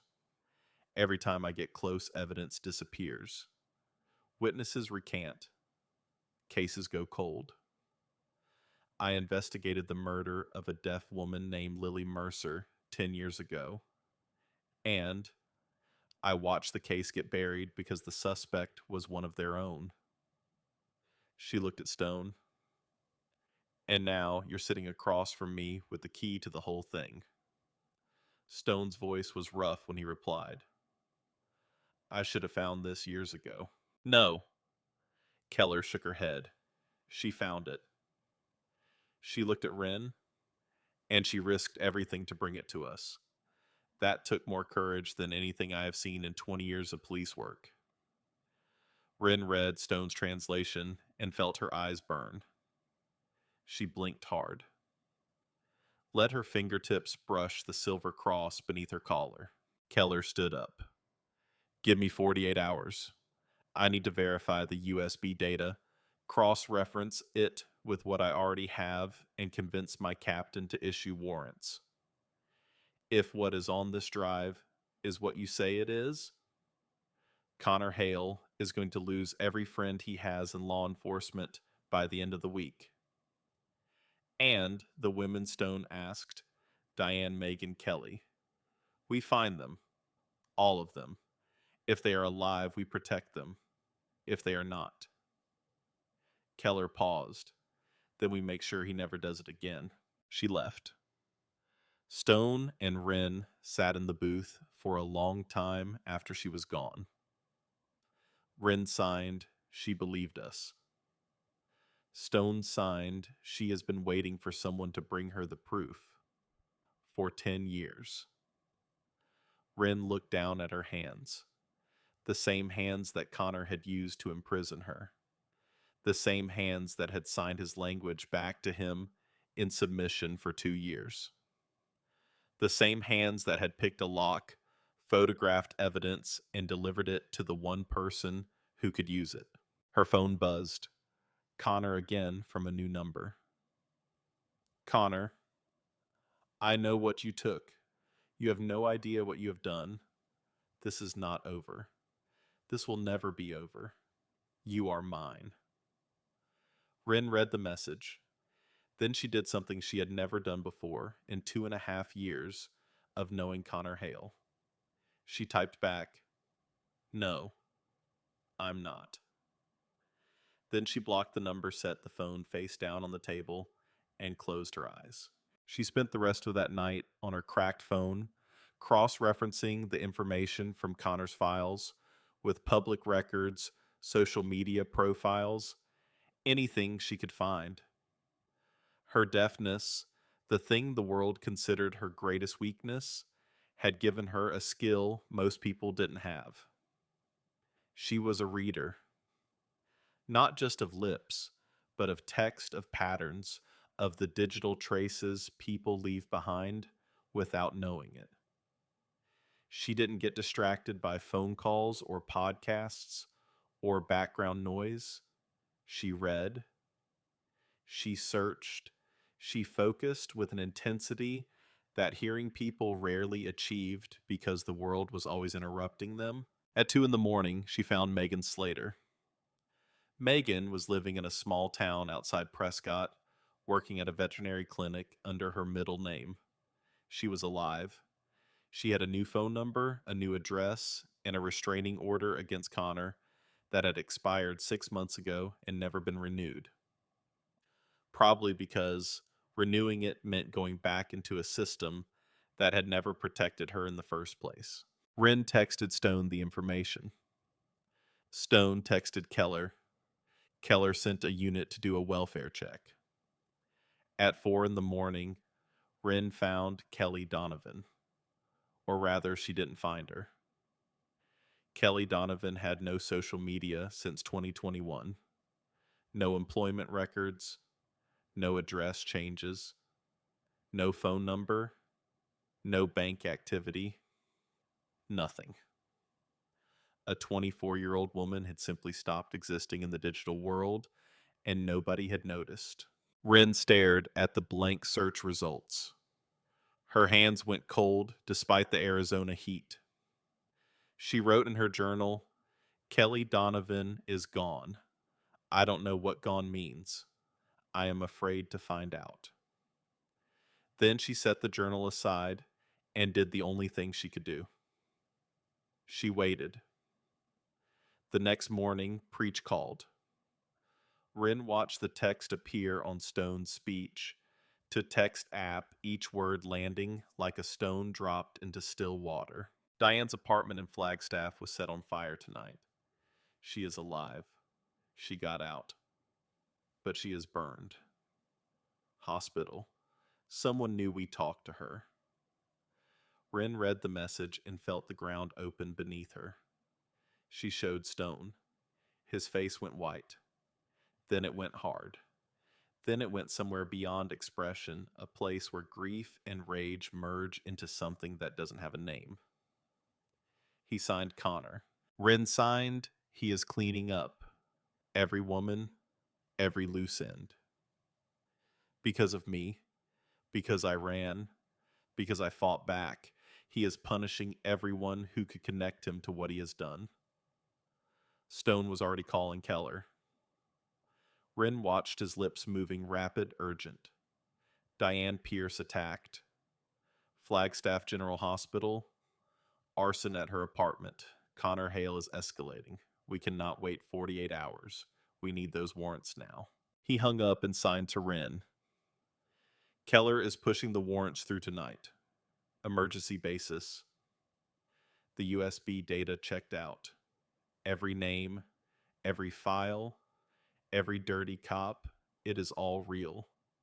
She has enough to move on Connor and on the officers who protected him. Wren signed, and Diane. Stone's face softened. She is alive. Burns on her arms and back. But she is alive, and she is angry. Preach says she is ready to talk, to tell everything, on the record. Wren closed her eyes. She thought about Diane Pierce, a woman she had never met lying in a hospital bed with burned skin because Wren Gallagher had decided to stop being silent. The guilt hit her like a wave, and for a moment she wanted to take it all back, wanted to return the USB, wanted to disappear into the desert and never be found. Then she thought about the checklist, final resolution.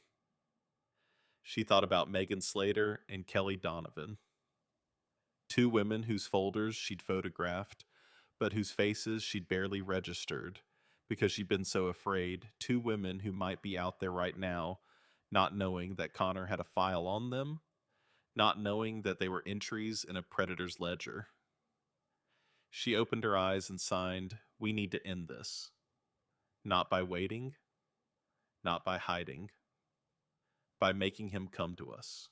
Stone stared at her. "What are you saying?" Wren signed, "I am saying that Connor will not stop until he is in handcuffs or until he finishes what he started. Running didn't work. Hiding didn't work. Calling the police didn't work. So we stop running. We stop hiding. And we make him talk. How? I text him from a new number. I tell him I am done running. I tell him to meet me at Rosie's Diner. Just us. He will come because his ego won't let him stay away. He still thinks he can control me. He still thinks I am the same girl who flinched when he raised his hand. Let him think that. Let him walk in believing he has already won, and while he is talking, while he is showing me how powerful he is, we record everything." Stone's jaw worked. She could see him fighting it, the instinct to protect her, to put himself between her and danger the way he hadn't been able to do for Lily. But she could also see him recognizing something in her face that he couldn't argue with. Purpose. He signed, "I will call Keller." Keller resisted at first. Wren couldn't see the call, but Stone relayed every word through signs, and Wren could read the detective's skepticism in the way Stone's hands moved, translating objections one by one. Too dangerous. Legally complicated. Entrapment risk. Then, Stone said something that changed Keller's mind. He said, "This woman broke into her abuser's house alone and brought you the evidence that 6 years of police work couldn't produce. She's not asking for permission. She's asking for backup. Keller agreed. She arrived at the clubhouse 2 hours later with a small case containing a wireless microphone and a camera the size of a shirt button. She attached the camera to a leather bracelet on Wren's wrist, positioning it so the lens faced outward. She clipped the microphone inside the collar of Wren's jacket. Then Keller looked at Wren and spoke slowly so she could read the words. If he threatens you, if he moves towards you, if at any point you feel unsafe, you touch your left ear. That is the signal. I will have 4 officers in unmarked cars within 30 seconds of the diner. Do you understand? Wren almost laughed at the irony. A signal. Her whole life had come down to signals. The thumb tucked into a fist. The touch of an ear. The silent language of women asking for help in a world that had forgotten how to listen. She signed, I understand. Keller left to position her team. Stone drove Wren to Rosie's diner. It was evening, the sky turning the color of a bruise over the Tucson mountains. Donna had closed early at Stone's request, and the diner was empty except for the 2 of them. Wren sat in the booth by the window, the same booth where Stone and his brothers had sat that first night. She could feel the leather of the seat cracked and warm, and she could smell coffee and bacon grease and the peculiar comfort of a place that had become, against all odds, something like home. Stone stood behind the counter, out of Connor's direct sightline, but close enough to reach her in 3 steps.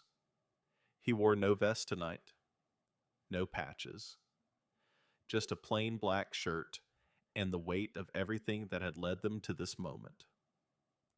Wren pulled out a new prepaid phone. She typed a message to Connor's latest number. I am tired of running. I am at Rosie's diner. Come talk to me. Just us. No cops. No bikers. Just you and me. She sent it. Then she set the phone face down on the table and waited. 14 minutes later, headlights swept across the parking lot. The black truck. Wren's fingers curled around the edge of the table. She breathed. Slow. Measured. She watched the truck park. Watched the door open. Watched Connor step out, adjusting his collar, running a hand through his hair. Even now, even in this moment, he was performing. Grooming himself for an audience of 1. He walked through the diner door. The chime above the frame sent a vibration through the floor that Wren felt in her toes. Connor looked around, saw the empty booths, saw the closed sign in the window, saw Wren sitting alone. He smiled. That smile, the one she'd feared for 2 years, the one that said, I knew you'd come back. He sat down across from her. Close. Too close. His knee touched hers under the table, and she forced herself not to pull away. He signed, I missed you. Wren signed back slowly, carefully, each gesture a performance of submission. I'm tired, Connor. I can't do this anymore. Connor's smile widened. He signed, I told you. You can't survive without me. You need me. You've always needed me. Wren lowered her eyes the way she'd learned to do when he was in this mood. The adoring predator, the generous jailer. She signed, I know. I was wrong to leave. Connor reached across the table and took her hand. His grip was firm, possessive, the grip of a man reclaiming property. He signed with his free hand. You made a mess, baby. That break-in. The police. Those bikers. You caused a lot of problems. Wren signed, I know. I'm sorry. Connor leaned forward. He spoke now, knowing she could read his lips, wanting the intimacy of spoken words, even if she couldn't hear them. The deaf girl who filed a police report. You know what happened to her report. Wren shook her head. Connor's lips curved. Nothing. Because I made a phone call. One call. And the report disappeared. That's how it works, baby. That's how it's always worked. I have friends who make problems go away. Your little restraining order. Gone. Your complaint about the truck. Gone. You can't fight me because you can't fight the system. And I am the system. Wren let him talk. She let him explain in the kind of detail that only arrogance produces how he had manipulated police reports, how he had suppressed complaints, how he had used the USB to blackmail officers into silence. Then she signed, "What about Diane?" Connor's expression flickered. "What about her?" She signed, "Her apartment burned down." Connor shrugged. He signed, "Accidents happen, especially to women who don't know when to be quiet." Wren's stomach turned, but she kept her face neutral. She signed, "And Kelly Donovan." The air in the diner changed. Connor's hand tightened around hers. His smile was gone. He spoke, and she read his lips with the precision of a woman whose life depended on it. Kelly was a problem. She wouldn't stop calling, wouldn't stop filing reports. Some people don't know when to let go. What happened to her? She moved away, left town. Wren held his gaze. She signed, "You're lying." Connor's face went still. Then slowly the mask fell away. The charming smile, the concerned boyfriend, the reasonable man. All of it dropped like a curtain, and underneath was the thing that Wren had always known was there. Cold, calculated, empty. He spoke. She read his lips. It doesn't matter what happened to Kelly. What matters is what happens next. You are coming home with me tonight. We are going to sort this out. And if you behave, if you are good, we can start over. And if I don't behave, his grip on her hand tightened until she could feel her knuckles grinding together. Then you end up like Kelly. There it was, on camera, on audio. The admission that would bury him. Wren looked down at her wrist, at the small camera recording everything. Then she looked up at Connor, and she did something that she had never done in 2 years of captivity, something that rearranged every molecule of air in that diner. She pulled her hand free. Connor's face contorted. He grabbed her wrist hard, yanking her toward him across the table. "Where do you think you're going?" Wren raised her free hand and signed directly to his face, knowing he understood every word. "You taught yourself my language to cage me. Now, watch me use it to destroy you." She turned her wrist so the camera faced him. Connor stared at the tiny lens, and for the first time in the 2.5 years she had known him, Wren saw something in his eyes that she recognized from her own mirror. Fear. Connor shoved the table aside and lunged for the door, but Stone was already there, stepping out from behind the counter, arms crossed, filling the exit with 220 pounds of granite resolve. She said no. Stone's voice was low and calm and absolute. Connor spun. His eyes were wild now, the mask completely gone, the animal underneath finally visible. He reached behind his back and pulled a handgun from his waistband. The diner went very still. Stone didn't move, didn't flinch.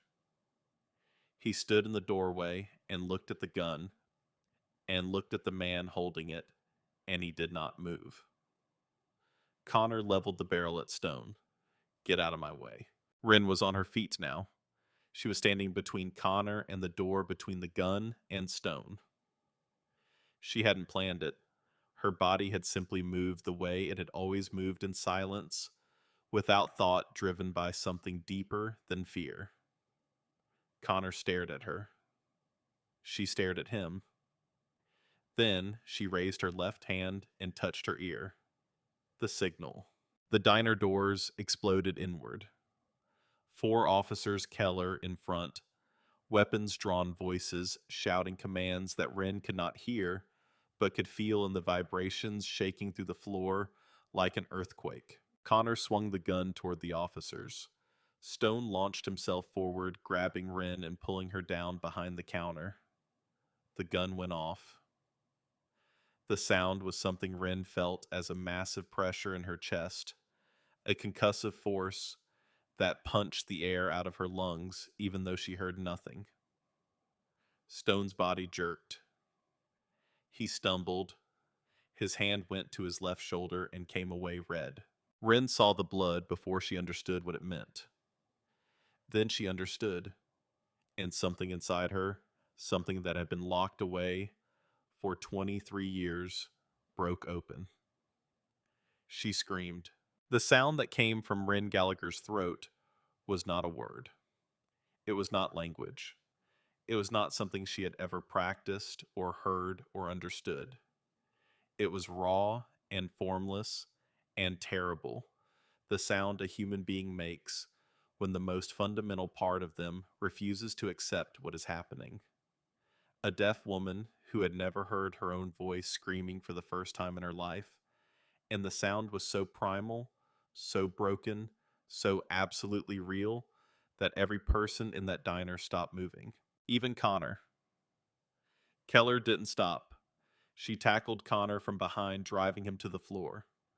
The gun skittered across the tile. 2 officers pinned his arms. Handcuffs clicked. It was over. Wren was on her knees beside Stone, pressing her hands against his shoulder, feeling the blood seep between her fingers, warm and steady and terrifying. She pressed harder. She didn't know if she was still screaming. She couldn't hear herself. She could only feel the vibration in her own throat. A sensation she had never felt before, the physical reality of her own voice finally making itself known. Stone looked up at her. His face was pale, his breathing shallow, but his right hand moved, slowly, painfully. He signed one-handed, "I'm okay." Wren shook her head. She signed back with blood on her fingers. "Don't you dare leave me. Don't you dare." The paramedics arrived 4 minutes later. They loaded Stone onto a stretcher and into the ambulance. Wren rode with him, holding his hand, pressing a wadded-up apron against his wound, her face streaked with tears she couldn't feel and sounds she couldn't hear. At the hospital, they took him into surgery. Wren sat in the waiting room for 6 hours, her hands in her lap, her mother's cross between her fingers. She didn't write in her journal. She didn't text anyone. She just sat in the silence that had always been her whole world and waited for the one person who had learned to live in it with her. Stone survived. The bullet had shattered his collarbone and nicked an artery, and the doctor said he'd never have full range of motion in his left shoulder again. It was the arm he signed with. He could still do it, but slower now. Deliberate. Like each sign cost him something. When Wren walked into his hospital room the next morning, Stone was propped up in bed, his shoulder bandaged, his face gray with pain and blood loss. He looked at her, and his right hand moved. He signed, "You screamed." Wren sat down on the edge of the bed. She signed, "I didn't know I could." Stone almost smiled. That almost smile she had first seen at the diner counter, the one that lived in the corner of his mouth, like it was still deciding whether it was welcome. He signed, "It was the loudest thing I have ever heard." The trial was set for 3 months later, 90 days that felt like 90 years. Keller's team executed the warrants on Connor's house. They found the folders exactly where Wren had left them. They found the USB backup in the shoebox. And they found something in the garage, behind the water heater. A concrete patch in the floor, newer than the rest. Ground-penetrating radar confirmed an anomaly beneath the surface. They found Kelly Donovan buried under 6 inches of concrete, wrapped in plastic sheeting, and covered in agricultural lime. She had been 24 years old. She'd worked as a receptionist at a dental office in Glendale. She'd filed one domestic violence report against Connor Hale. The report had been assigned to Officer Greg Harmon, whose name appeared 17 times on the USB drive. The report had been classified as unfounded within 48 hours. 5 months later, Kelly Donovan stopped showing up to work. Her missing person case was assigned to the same precinct where Connor had worked. It stayed open for 30 days and was classified as a voluntary disappearance. Case closed. Nobody looked twice. 6 officers were suspended. Sergeant Greg Harmon was arrested and charged with obstruction of justice. 2 other officers resigned before they could be questioned. Wren moved out of the clubhouse and into a new apartment on the west side of Tucson. Ground floor good locks. A neighbor named Harriet, who was 78 years old and kept a shotgun by her front door and a plate of cookies on the counter and didn't ask questions. Harriet learned 3 signs in the first week. Hello, goodbye, you're safe here. Wren went back to work at Rosie's Diner.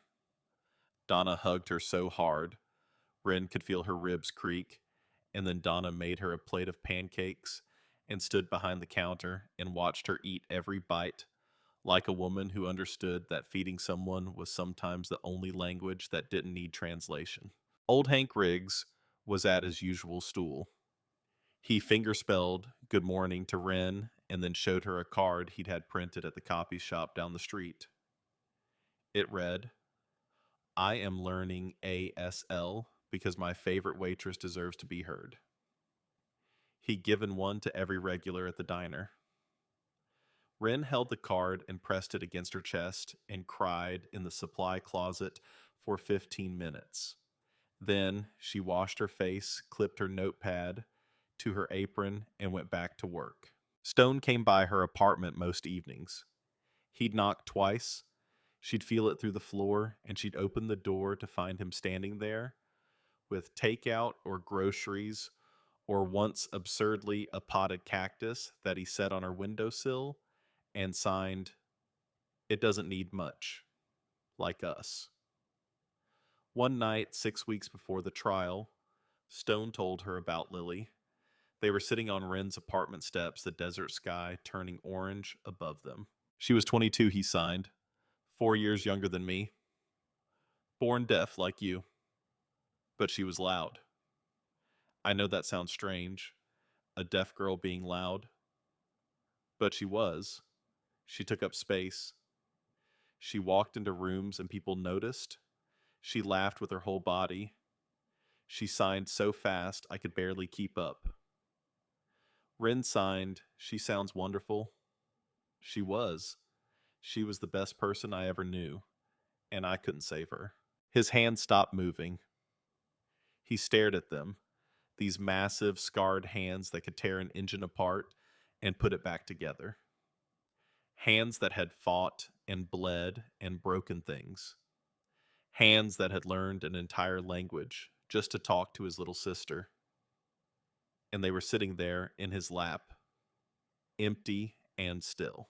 Wren reached over and put her hand on top of his. She didn't sign anything. She just held his hand. 2 people sitting in the quiet of a desert evening, which for them was not the absence of connection, but the fullest expression of it. After a while, Stone signed the night he killed her. She tried to call me. 2:17 a.m. I was asleep. I let it ring. The voicemail was 11 seconds long. She didn't say anything you could understand, just breathing. Fast, panicked breathing. And then a sound that I will hear for the rest of my life, even though I wish to God I was deaf to it. Ren's eyes burned. She squeezed his hand harder. He signed. I found her the next morning. She was on the kitchen floor.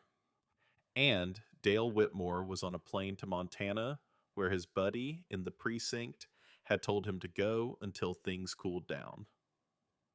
Keller built a case. She found witnesses. She had enough. Then the evidence started disappearing. Reports went missing. The medical examiner's findings were reclassified. The same officers on Connor's USB buried my sister's murder. Wren signed, "We are going to break that silence." At the trial, for Lily, for Kelly, for all of them. Stone signed, "Yeah, we are." The trial began on a Monday in October. The courthouse in Phoenix was a massive concrete building that smelled like floor polish and anxiety. Wren arrived with Stone Preach and a victim's advocate.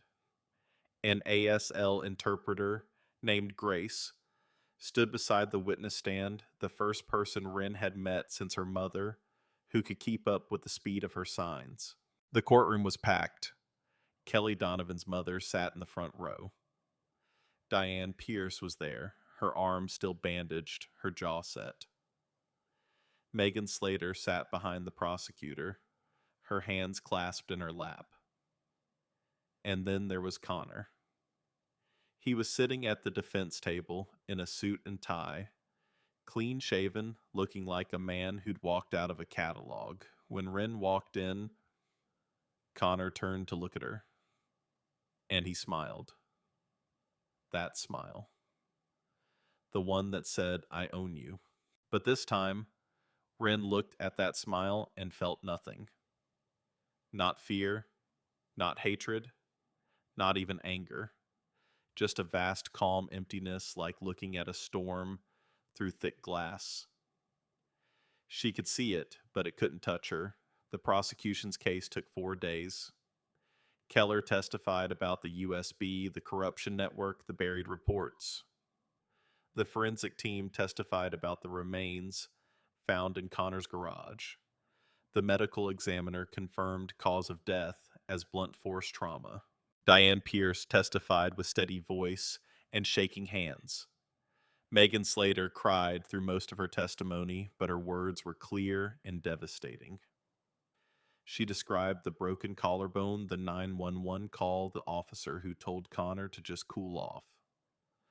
"I stopped calling for help," she said, "because every time I called, it got worse. Not because of him, because of them. The men in uniform who should have stopped it and instead handed me back." Then it was Wren's turn. She walked to the witness stand. Grace stood beside, her hands ready. The prosecutor spoke. Wren read his lips and Grace's signs simultaneously. "Ms. Gallagher, can you describe your relationship with the defendant?" Wren's hands began to move. Grace translated aloud, her voice carrying Wren's words to every corner of the courtroom. "I met Connor Hale at a grief support group 3 months after my mother died. My mother was the only person who was fluent in American Sign Language in my daily life. When she died, I lost the only person who could hear me. Connor walked in and he signed to me, and I thought God had answered a prayer. I didn't know he'd learned my language to trap me." She described the isolation, the controlled communication, the violence, the locked bedroom, the 5 days with a bucket. She described fleeing to Tucson with $200 and a cross necklace. She described the black truck, the night at the diner, the signal. She signed, "There is a signal." A hand gesture. You tuck your thumb into your closed fist. It means I need help. I am in danger. I cannot speak freely. I made that signal the first night I saw Connor's truck outside the diner. Nobody saw it except one man, a biker named Stone Mercer. He saw it because he'd learned to watch for it, because his deaf sister had been murdered by a man just like Connor, and he'd spent the rest of his life making sure he never missed another signal. She looked at the jury. 12 faces, all watching her hands like they were seeing something they'd never seen before. She signed, I am deaf. I have been deaf since the day I was born. My entire life, people have treated my silence as a weakness. Connor Hale used it as a weapon. He chose me because he thought my deafness made me vulnerable. He was right. It did. But he made a mistake. He thought vulnerable meant powerless. It doesn't. She looked at Connor. He was staring at her, his smile gone, replaced by that same uncertainty she'd first seen the night Stone stood between them at the diner counter. Rin signed, you forgot that silence is not emptiness. Silence is where I live. It is where I think. It is where I plan. And it is where I decided that I would never let you hurt anyone again. The defense attorney's cross-examination lasted 40 minutes. He tried to suggest that Rin's deafness impaired her ability to perceive events accurately. Rin signed, Sir. I have been reading faces and body language for 23 years. It is the only way I understand the world. I am better at reading people than anyone in this room, including you. Right now, for example, you are tugging your left earlobe, which means you are nervous, and you are shifting your weight to your right foot, which means you want to leave. I notice these things because noticing is how I survive. The defense attorney sat down. The trial lasted 6 weeks. The jury deliberated for 4 hours. The verdict was unanimous. Guilty of first-degree murder in the death of Kelly Donovan. Guilty of arson and attempted murder against Diane Pierce. Guilty of stalking and criminal harassment against Megan Slater. Guilty of domestic violence, false imprisonment, and aggravated assault against Ren Gallagher. Guilty of extortion and corruption of law enforcement officials. Life in prison without the possibility of parole for the murder of Kelly Donovan, plus consecutive sentences totaling another 47 years. He would die in a cell. When the verdict was read, Ren was sitting between Stone and Diane Pierce.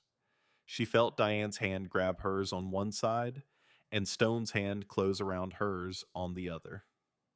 Kelly Donovan's mother turned around in her seat and pressed both hands over her heart and held them there. And Ren understood the gesture, even though it wasn't ASL, because some languages don't need signs or words or sound. Outside the courthouse, the Phoenix sun was blinding. One reporter managed to speak directly to Ren's face so she could read his lips. How does it feel to know you brought a killer to justice? Ren signed, and Grace translated. It feels like it took too long. One woman is dead because the system failed her. 3 others were terrorized for years because the people who were supposed to protect them chose to protect their own. I didn't bring anyone to justice. I brought noise to a room that had been silent for too long. That is not the same thing, but it is a start. It is a... She walked to Stone's truck. His arm was still stiff, his new patch, the one Viper had returned to him after the trial, with nothing more than a nod and the words, "Your sister would be proud," catching the Arizona light. 2 months later, Ren did something she'd been planning since the night she lay on that clubhouse cot and wrote in her journal for the first time. She started a class. It met every Saturday afternoon at Rosie's Diner in the back room that Donna had cleared out and furnished with folding chairs and a whiteboard. The class was free. no registration, no prerequisites, no questions asked. The class was called Lily's Hands.